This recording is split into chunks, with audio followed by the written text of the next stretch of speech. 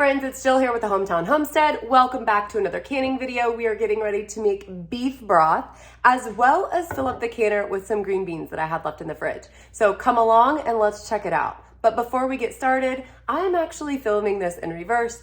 I am here at the end. I have amazing broth in front of me, and I wanted to give you a few tips about how to make sure you get it on the shelf and keep the jar sealed instead of impacting that seal if you're a new canner. So first I want to tell you to make sure that you're not using super hot water when you're cleaning them off. You want to use soap and water, and you can use a paper towel or a washcloth, but make sure it's kind of like a lukewarm water because you don't want to do anything too hot and release that seal that you spent all that time putting in the canner. Second off, I want to let you know that making beef bone broth is kind of a science. Really, I mean, kind of. You want to make sure not to add too much water because you don't want to thin it down so much that it doesn't gel. And you also want to make sure that you put a little bit of vinegar in your water to help release all of that collagen and the great marrow out of those bones so it can get infused into your broth and be really, really nutritious and delicious for your family. So now that we've talked about all that, I'm going to have you jump into the video and see what's going on. But first, if you are interested in preserving at home, canning, and gardening, make sure to subscribe to my page while you're here because I have a lot of awesome stuff coming for the spring and I'd love to have you back. Now let's jump into this broth. The first steps to making broth are making sure you have the necessary ingredients. Now I just used some carrots, onions, and celery that I had in the kitchen, but you also want to make sure that you have really good bones and joints, and you can ask your butcher to save those back for you when you're having your animal processed, or you can go to a butcher and ask if they have any available that you could purchase. Both are great ways to get it done. Now the first thing that I did was put all mine out on a tray and roast them off in the oven at 400 for about 20 to 25 minutes to get some good caramelization on the meat and the bones before I put them into the roaster. So that said, let's get started. Over on the stove, I have my roasting pan completed with all of the vegetables and the bones and my roasting oven over here to the side. Now I like to use a roasting oven, but it's definitely not necessary at all. This just helps me to do a massive amount at one time and not to have to babysit a stock pot here over on the stove. So now it's time to get everything in the roaster. One thing you want to make sure to do when you're putting everything in is make sure to get all of the bits of juices that you can off of this tray because that dark stuff is your flavor. So I'm going to grab a wooden spoon and really get as much off here as I can. Now that everything's into the pot, I have the roaster turned on to 225 and I'm going to add just enough water to cover the bones.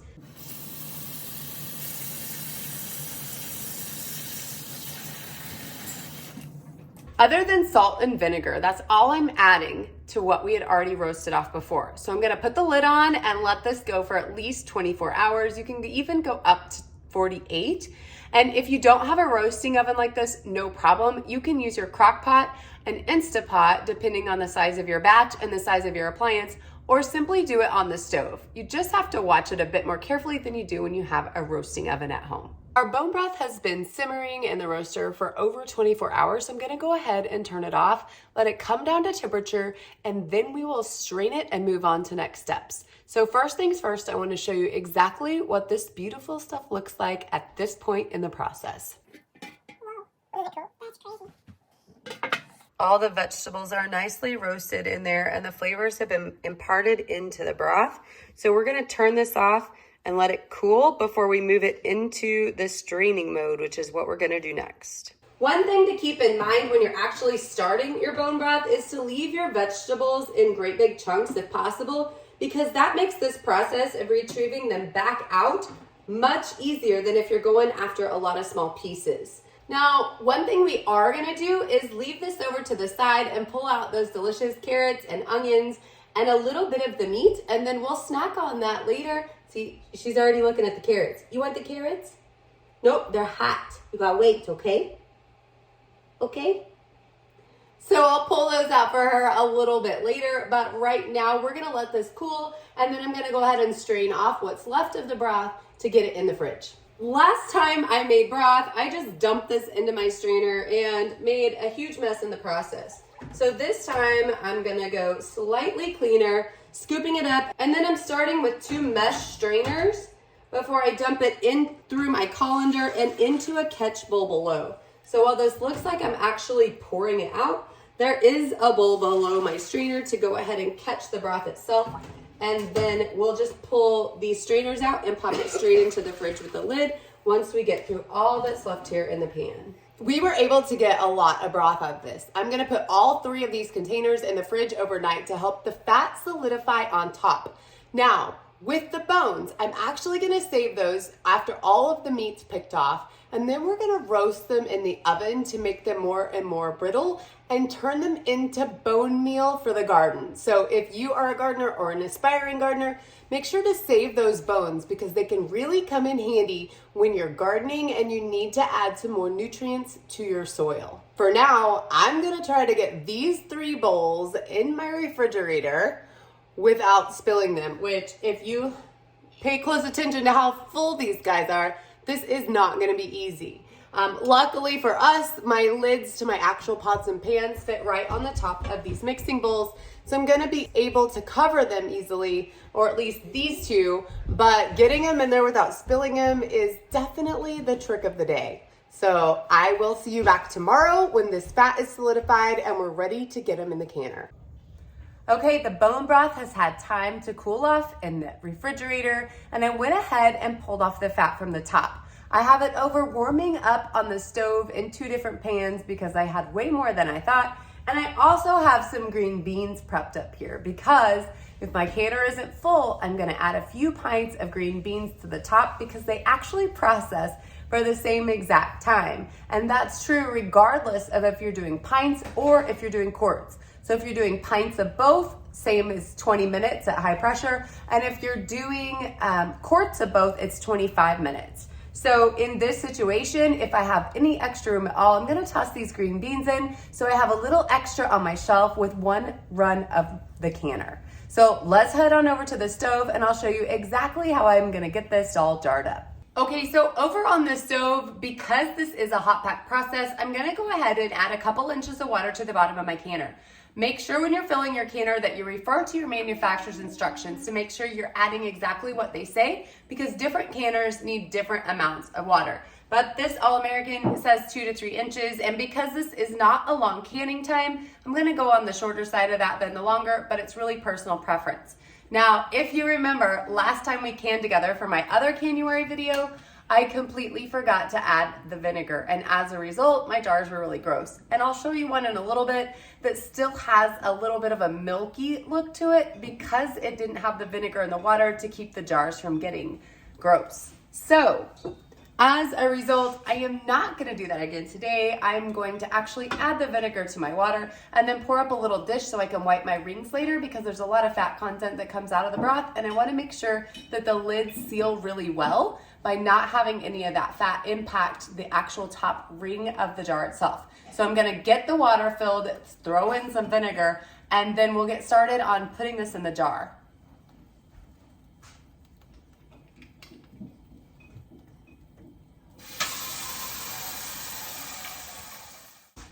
Now I did go ahead and turn on my burner, and I'm gonna start to warm up that water because when it comes out of my pot filler, it's super cold. So because this is a hot pack process and I'm bringing the broth up back to a boil before I go ahead and fill those jars, I want this water that it's going into to be warm as well. So I'm getting that started just to go ahead and speed that process along. My jars are also down in my oven and I have them warming at 175. So everything will go together at similar temperatures in order to make sure that we don't experience any thermal shock when putting them into the canner.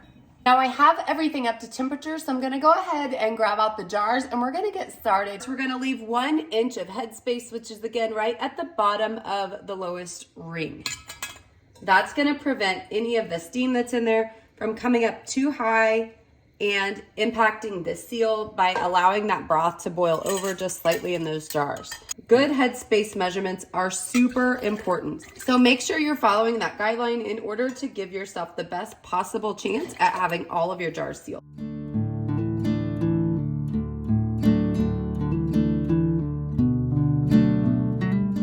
I finished filling up my jars and I have one that is not quite to that 1 inch of headspace. I'm just gonna go ahead and pop it in the fridge and use it first on the next meal that I'm making that needs bone broth. So now that we have the broth put together, I have a little space left in my canner and I'm gonna go ahead and get my green beans packed. But before I do, I wanted to show you what those milky jars look like after they come out of the canner if they haven't had vinegar added. You can see that they're cloudy, and this is a very clear jar, but it just leaves a little remnant behind that the other jars comparatively do not have. So definitely, if it's me, I'll take the risk of these guys getting a little rusty over my jars looking gross, because these come on every single pack of jars that I buy, and I have more of them than I can even think about. So let's get these green beans packed in the canner so we can get it started. Now on the green beans, my hands are clean. I'm just shoving them in the jar, and I'm gonna pack them in here as tightly as I can. You do wanna leave 1 inch of headspace, so make sure to keep that in mind. I'm not sure if 5 pints will do it, but that's the amount of space that I have left in the canner right now. So that's what I'm gonna go with. The broth itself, because I did it in quarts, has a 25-minute processing time, and these and the pints have a 20, but 5 minutes isn't really something that I'm too worried about. Then I would make sure to use all of the same size jars. Now to prep my green beans, I went ahead and trimmed off the ends and sliced them in half, but that's just to your desired length. And I soaked them in a solution of vinegar water to make sure that they were also clean before going into the jar. Now, if you're interested in adding salt to your jars, this would be the time to do it right before you add the water. I am not gonna add salt because I add my salt during the final preparation when I'm actually planning the meal. So for right now, I'm gonna grab my tea kettle, bring it back over, and get these filled up with water. Now, since there's nothing in these jars besides beans and water, I'm not concerned with any oil or anything impacting the seal. Let go of my hair, baby. Impacting the seal of the jars. So I'm just gonna go ahead and wipe them down before placing the lids on to make sure there's not any extra water right on the rims. Now I am gonna take my bubble reducer, which you could use something else that you have around the house, chopsticks, wooden skewer, something of that sort if you don't have one of these. I'm just gonna run my little tool around inside the jar to make sure that there's no huge air bubbles in there, and let the water get all around the beans for even processing and a safe, secure product at the end. Now, while I'm doing this, it is pulling some of my beans up just a little bit, so I will cram them back down there and adjust my headspace if needed. The reason that you do this is because it can make a big difference in your airspace or in your headspace of your water. Moving the beans around allows them to get down in there and fill up all of the crevices to make sure that your headspace is appropriate. Now I'm gonna get the lid set on my canner. Making sure you have this thing on is tricky. So if you haven't seen my videos on how to get this lid on, make sure to check them out to ensure that you get a great seal on your canner and you don't struggle with it all day like I did the first time I tried it out. So now that we have the steady stream coming out, we're gonna go ahead and time for 10 full minutes before going ahead and putting on our weight. So here on the weight, you can see the numbers, and I'm gonna put the 15 to the bottom for my specific altitude. But if you were in the 5 or 10 range, you would just go ahead and use whichever side of the weight is appropriate for your altitude. We are getting really close to the first rattle here. You can see it starting to shake, and there it is. So we can start our 25-minute timer from this part going forward. And just to give you an idea, this took about 25 minutes to come up to pressure. So you can add that 25 on top of the 25 for processing before we start the process of cooling it down. One thing that I think is important for every new canner to know is that even when you have a 25-minute processing time, this is still quite the project. We started around 4 o'clock, and right now it is 7:35 and our pressure has just come down to 0. That took about 50 minutes for the pressure to come back down in my canner to a point where I can take off the weight. So while this is an awesome project, it's definitely worth considering that you need to plan for a large chunk of your day to be spent in and around the kitchen. Now, I was able to make dinner in the meantime and teach math, and we're setting up our sourdough biscuits for tomorrow. So it wasn't wasted time at all, but definitely do plan to be in and around your kitchen for quite some time. Now I'm gonna go take my weight off and give it a couple more minutes before opening the lid. Now that we've let this set a couple minutes, we're gonna go ahead and get the lid off here. And these handles can still be really hot, so make sure that you're prepared for that. Ooh, and they're a little tough to get undone. Go ahead and give it a twist, and I'm actually gonna use my big glove. Make sure to open away because there's still a ton of steam that is gonna come out of here. I'm gonna set this just kind of off kilter to let a little more steam come up to help the pressure equalize before I pull them out and put them down here on our towel. We let the canner sit for 4 minutes to bring the pressure down to help prevent any siphoning, and now I'm gonna take the lid off and pull the jars out. So let's see what we've got. I ended up with 7 quarts and 4 pints of bone broth, as well as 4 pints of green beans in 1 canner load. Now, I could have done things a little bit differently. I actually, as you can see here, have 1 quart jar that's slightly taller than the rest. And I initially had planned to put all of my quarts on the bottom, but I couldn't have that one sticking up taller. So I had the availability to put 1 more jar in, but I didn't end up getting that in the load today. But this gives you a pretty good idea of what you can expect to pile in to an All-American 930. So good luck to everyone with the Canuary sponsored by Sutton's Days. You'll be thrilled to have that Presto or the All-American that's being given away. Both will be an awesome addition to your home. If you have any questions, please leave them below. And thanks again for stopping by the Hometown Homestead for my edition of Canuary.